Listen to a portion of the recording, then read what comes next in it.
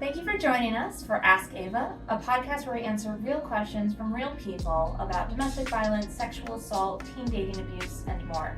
My name is Joelle Piercy. I'm the Director of Outreach and Community Engagement at Safe and Sound Somerset, an organization in Somerset County, New Jersey that provides free and compassionate services for children, teens, and adults who have been impacted by violence. I'm here today with special guest Jessica Fernandez from Coldwell Banker Realty. Thanks for being here. Thank you for having me. We're continuing on our series of topics where we're asking and we're answering questions about types of abuse besides just physical violence. Right. We hear a lot from young people, from older people about verbal abuse. And so that's what we're going to be talking about today. So can you tell me a little bit about what verbal abuse might look like? Yeah, absolutely. So verbal abuse, it's a form of abuse where you're using words to manipulate someone, demean someone, intimidate someone in order to control them. It's not even, and a lot of people think it's automatically when they hear those words, they think it's yelling, it's arguing, but it's not always yelling. Yeah, that could be one way, but it could also, be the intent to harm that person emotionally and physically. So it could lead to physical abuse. And it's basically violence with words. That's the easiest way to put it for someone who's brand new to the topic. And it doesn't leave you physical bruises, but it can have long-term effects over a period of months or years even, and bruises, they heal within days or weeks, right? But once you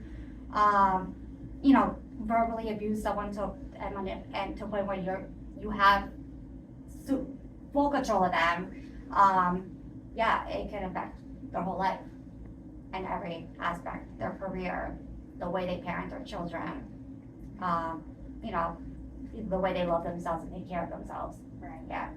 Yeah, abuse is really purposeful, and I think verbal abuse is a good example of that because it's when somebody uses words to really get to the root of someone's insecurities. Yeah, definitely. It's they test your boundaries, and once they know what boundaries they can, test, they break down your spirit. They do it little by little. Mm-hmm. It's not something that happens like quick.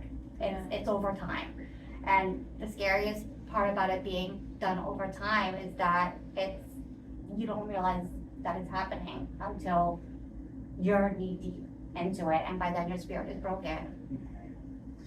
Yeah, so we already talked about the fact that someone could be using verbal threats, even if there's not physical harm currently, they could be threatening.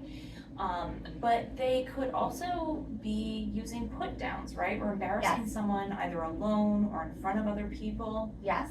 Yeah, I mean, there's quite a few forms of it that are huge red flags. The name calling is a big one.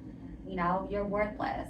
You're stupid and you're crazy. Things like that. The threats, another big one that makes the victim fear that their physical violence is going to be the next thing. If you leave me, I'll ruin your life. If you leave me, I'll spill your secrets, right? Those are, if you leave me, I'll cut you off. You know what I mean? I'll cancel your credit cards. I'll take the kids away. Right. I'll tell your parents about what you've been doing if you don't do this for me. It's how they get you to do what they want you to do. Yeah.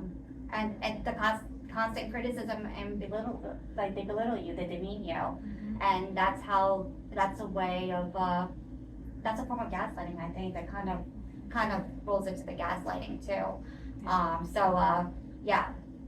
And they all go hand in hand. They all go hand in hand. And for more information on gaslighting, you can check out last week's episode of Ask Ava. Yeah. I think sometimes people have a really hard time identifying verbal abuse because it's often played off as just a joke. Yeah. I didn't mean it. Sarcasm. Mm-hmm. What is some advice that you have for someone who's dealing with that, where they say, well, you're saying really mean things, but then they're saying they're just joking? Yeah, but because they're not joking. And I that's a conversation I've had many times over the years with my friends, and I've tried to make sense of it myself with the experiences that I've had with that.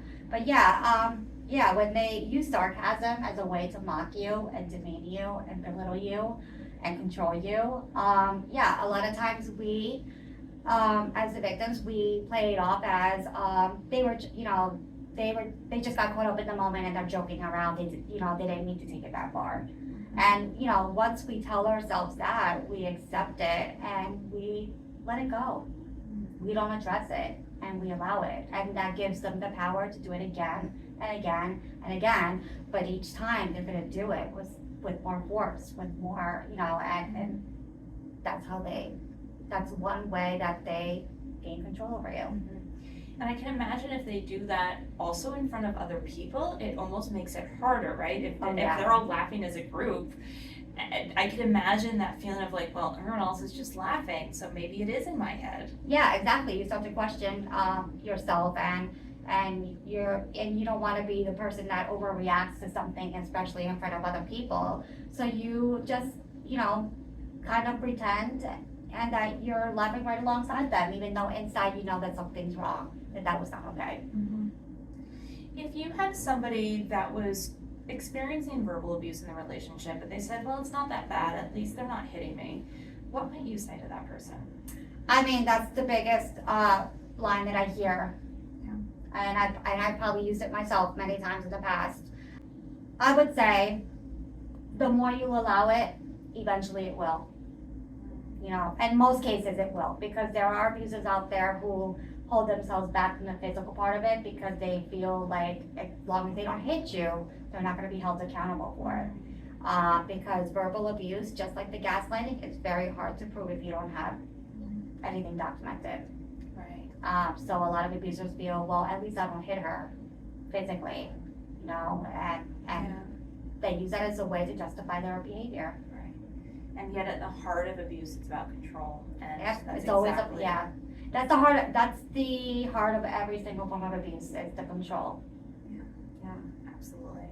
And I would stress that if you are experiencing verbal abuse, please know that you deserve to feel safe. You deserve to be in a relationship where you feel respected and are treated with kindness. Yeah, absolutely. Yeah, and don't ever feel, another tip that I always put out there, because I went through this myself again, is don't ever try to justify the behavior as your fault, in a sense where you feel it's karma for the mistakes that you've made in the past, because I did that for a very long time, and that's what kept me trapped in that cycle, is because I wasn't always making the right decisions in my past. And I'm a big believer in karma. What comes around goes around. And so when I was going through it, I would constantly say that to myself. Well, maybe this is my karma for what I did to, years ago when I wasn't in a good place, Right. Mentally. Because I had struggled with depression off and on throughout my teen years, my 20s. So I use that as a consistent, excuse to accept the behavior for as long as I did. And I feel like that happens a lot with the teens too. Yeah. It's a great reminder that we deserve to feel safe in a relationship. You deserve to feel safe in a relationship, even if you have made mistakes. Who hasn't made mistakes? Exactly. Yeah. Right? But we all deserve kind, loving relationships. Exactly. Yeah. We deserve to, feel valuable and loved and secure and, like you said, safe. And our past doesn't define who we are. And, and through our mistakes is how we learn and we grow. We don't learn through the happy moments. We don't learn through the fun moments. We learn through our mistakes. So, they are a normal part of life. So don't ever think that your past is a reason why you have to accept this behavior. Yeah. On that hopeful note, thank you so much, Jessica, for being here. Of course. Yeah, it's been great to explore these different types of abuse. So thank you. And thank you for joining us. If you or someone you know needs help, you can call or text our 24/7 helpline at 866-685-1122. You can also call the National Domestic Violence Hotline or the National Sexual Assault Hotline range. Join us next time on Ask Ava. Thank you so much for being here. Bye, everyone. Bye-bye.